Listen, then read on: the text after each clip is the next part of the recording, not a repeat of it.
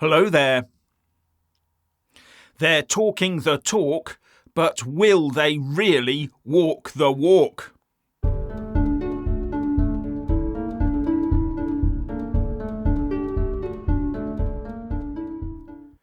So the Tories are going to ease up on net zero to save the voters a few bob, are they? Well, I for one do not believe them. They may talk that talk in the run-up to an election, but are they going to walk that walk when it's crunch time? Yes, they might make a few tweaks here or there to sweeten the very bitter net zero pill with some more borrowed money, but on the big things I don't think there will be any give at all.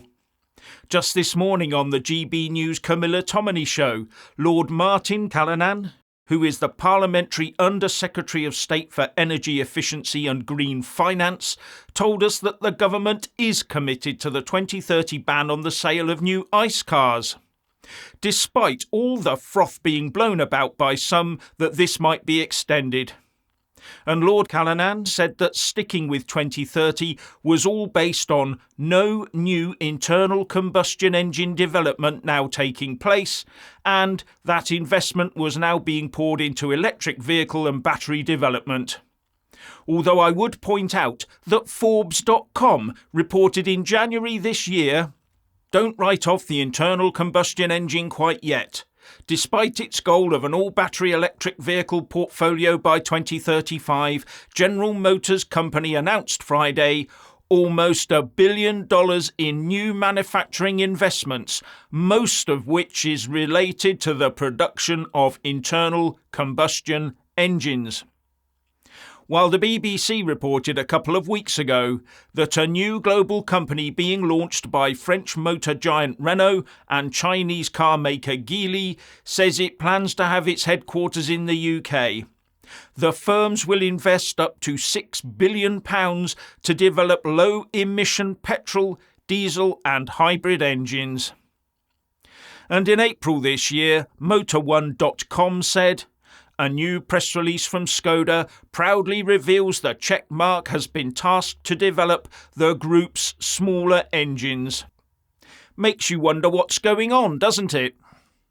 Could it be that the car makers know the whole 2030 or 2035 plan, depending on where you live, is going to implode at some point, and those with the cleanest internal combustion engined cars are going to win the day and clean up? So I do take issue with Lord Callanan on that one. Now, I've mentioned this before, but it is worth restating. Much of our net zero commitments are now locked into national and international law. And this is based on Theresa May making the declaration that the UK will be net zero by 2050 and writing it into UK law with no debate at all as far as I can see. And further, the commitments were written into international law under the Half-Baked Trade and Cooperation Agreement, the TCA we signed with the EU, so that Boris Johnson could say he got Brexit done. It's called a non-regression clause. Here's what Part 2 of Article 391 of the TCA says. "A party shall not weaken or reduce in a manner affecting trade or investment between the parties, its environmental levels of protection or its climate level of protection below the levels that are in place at the end of the transition period, including by failing to effectively enforce its environmental law or climate level of protection."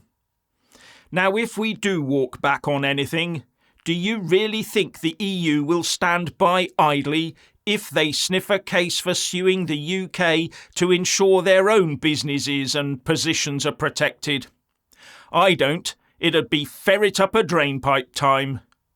Now, in the preceding article of the TCA, Article 390, it lays out the areas of those climate and environmental levels of protection, where climate refers to emissions and removals of greenhouse gases and the phase-out of ozone-depleting substances, while environment talks about industrial emissions, air quality, biodiversity, nature, waste management, the aquatic and marine environment, that's ponds, rivers and seas, risks to human health, something I'll come on to, and risks to the environment from agriculture. Now, as I said, this came into force at the end of the transition period. The UK left the EU on the 31st of January 2020, but traded with the EU under EU rules for 1 year, the transition or implementation phase, with the TCA coming into use on the 1st of February 2021. But it did not come into actual force until the 1st of May 2021.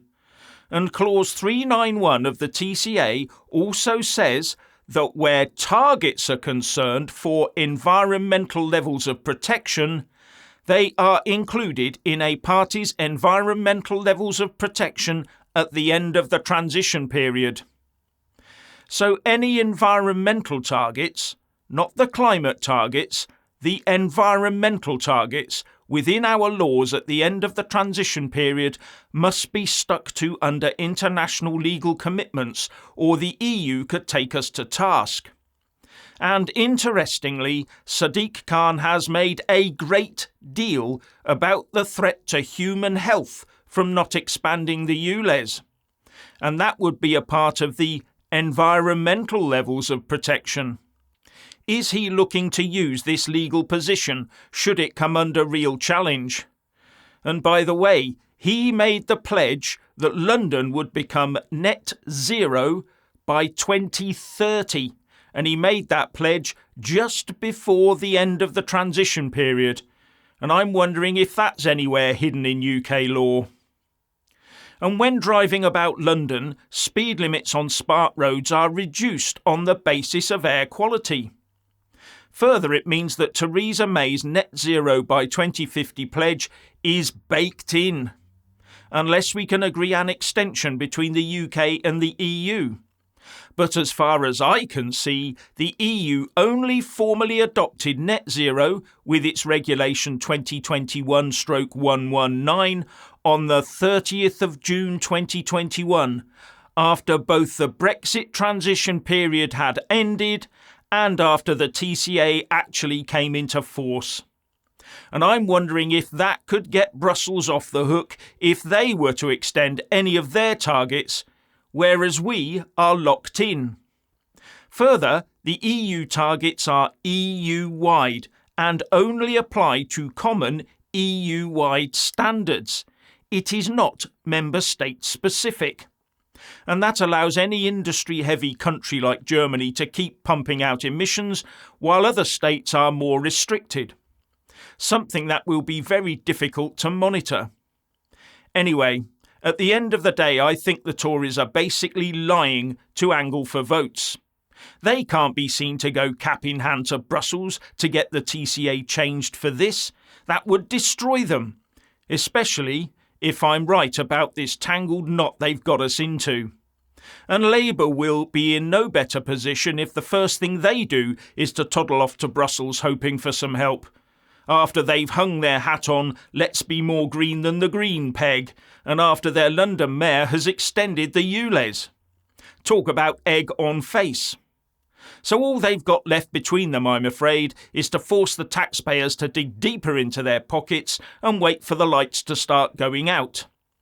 And any relaxation in the rules now would lead to an even more ruinous, massive acceleration later on down the line in order to meet our national and international legal obligations. And once this next general election is done, the one after that would probably be in 2029 or even 2030. And what if our net zero plans go belly up, like the flagship HS2 project is looking to do? What if those horrendously expensive net zero plans get the big red warning flag of being unachievable, like the horrendously expensive HS2 project has received from the infrastructure watchdog? The project may need rescoping and or its overall viability reassessed, it says. What then? After all, our money's gone down the drain.